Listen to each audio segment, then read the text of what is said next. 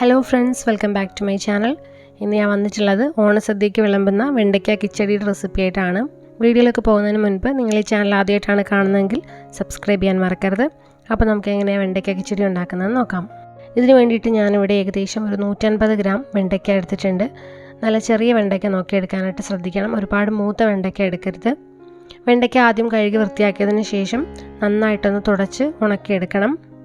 ഒട്ടും വെള്ളം ഉണ്ടാവാനായിട്ട് പാടില്ല. എന്നിട്ട് വെണ്ടയ്ക്ക നമുക്കിതുപോലെ വട്ടത്തിലൊന്ന് അരിഞ്ഞെടുക്കണം.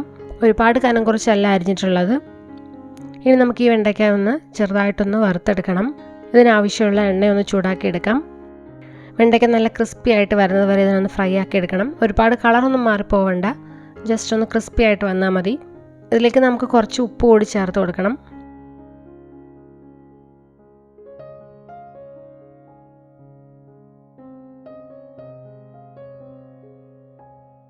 ഇപ്പോൾ വെണ്ടയ്ക്ക നന്നായിട്ടൊന്ന് മൊരിഞ്ഞ് വന്നിട്ടുണ്ട്.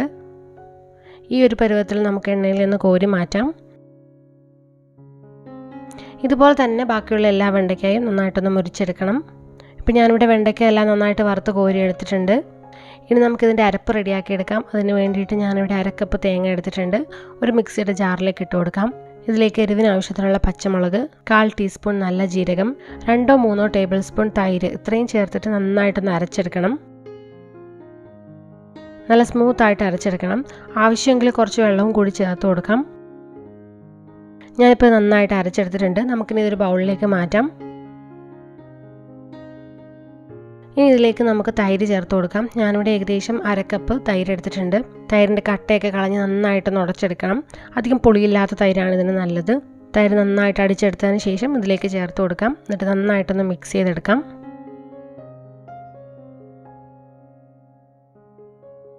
ഇനി ഇതിലേക്ക് നമുക്ക് വറുത്ത് കോരി വെച്ചിരിക്കുന്ന വെണ്ടയ്ക്കായും കൂടി ചേർത്ത് കൊടുക്കാം. സദ്യയ്ക്ക് വിളമ്പുന്നതിന് തൊട്ട് മുൻപായിട്ടാണ് വെണ്ടയ്ക്ക വറുത്ത് കോരിയത് ചേർത്ത് കൊടുക്കേണ്ടത്.